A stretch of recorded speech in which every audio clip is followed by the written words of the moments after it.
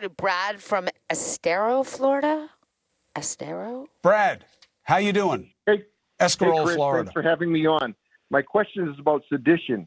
I know you know this, but for your viewers, if two or more persons conspire to prevent, hinder, or delay the execution of any law of the United States, well, Trump has been charged with obstruction of an attempt to obstruct an official proceeding.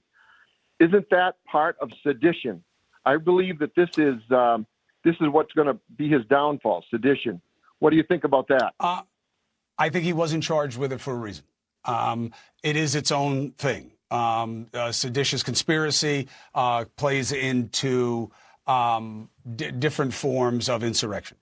And I think they didn't charge him with it for a reason, which is when you get into a problem of speech, because he'd say my intent was not to violate the law, it was to enforce the law and ensure a fair outcome. So I actually think this is a difficult case to make in a court of law. It can be made, obviously, or they wouldn't charge it. But I really think that politically, this is more damning. And I think that there is a principle of accumulation and that not with his base, not even maybe with 40% of the country, but the independent voters and the people who want better. I do not believe that this is going to help him with those voters. But I do not see him going down the way that you're suggesting either, not because that's not the right question on a law school exam, but because this is a former president of the United States.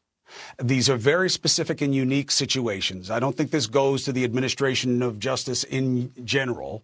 This is a very special case. And I do think you have to weigh what is in the best interest of the country. What does that mean in this situation? I'm not yet sure. Next. Hi, we're going to go to Janette in North Carolina. Quick, Janette. Janette in North Carolina, Hey, what's your question? Give me a quick question. How you doing? Chris, do you believe the Gilgo Beach victims were looked at differently by the investigators because of the kind of work they did? Yep. Yes, I do. And I think that there is a cultural bias that extends to law enforcement. They're probably less guilty of it than the rest of us. Because even this guy, Heuermann, okay, in the interview with the woman who went on the date with him, like 5 years after these killings, he was dismissing the women he may have killed himself by saying to the woman who was a paid escort that he was with, but they were just escorts. They were just sex workers. Yeah, that's what happens. There's a lot of prejudice. We should be better than that. Hey, thank you for watching. Please go to newsnationnow.com, newsnationnow.com, and you can find News Nation on your television provider. And don't forget to click the red subscribe button down below.